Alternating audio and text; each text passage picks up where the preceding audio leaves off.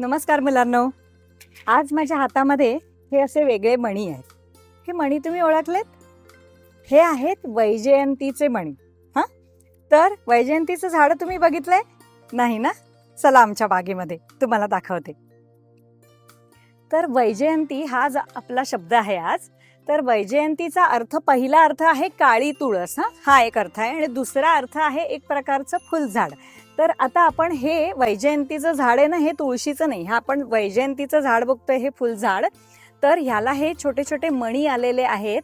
तर आधी पहिल्यांदा हिरवे असतात, मग पिवळे होतात आणि मग पांढरे होत जातात. तर एक मणी मी तुम्हाला काढून दाखवते. नैसर्गिकरित्या त्याच्यामध्ये छिद्र असतं आणि नैसर्गिकरित्या तुम्ही त्याच्यामधली पूस ओढून काढली ना की तुम्हाला आर आणि पार असं तुम्ही ते छिद्र बघू शकता. आता हे बघा, हे आहे ना, मी असं ओढून दाखवते. तर असं ओढल्यानंतर हे छिद्र दिसतंय तुम्हाला याच्यामधलं आणि ह्या बाजूने पण दिसतंय, म्हणजे सहज आपण ओवू शकतो ह्याच्यामध्ये.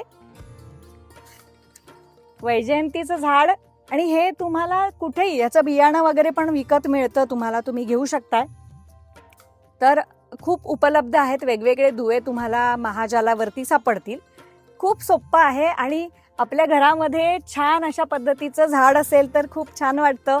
तर काळी तुळस म्हणजे वैजयंती आणि दुसरा हा अर्थ मी सांगितला की हे मणी मिळतात, एक प्रकारचं फुलझाड आहे.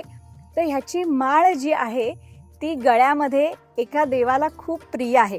तर वैजयंती माळा कोणाच्या गळा प्रिय आहेत हे तुम्ही लिहून पाठवायचं आहे. चला पुढच्या भागामध्ये भेटूया, तोपर्यंत अच्छा.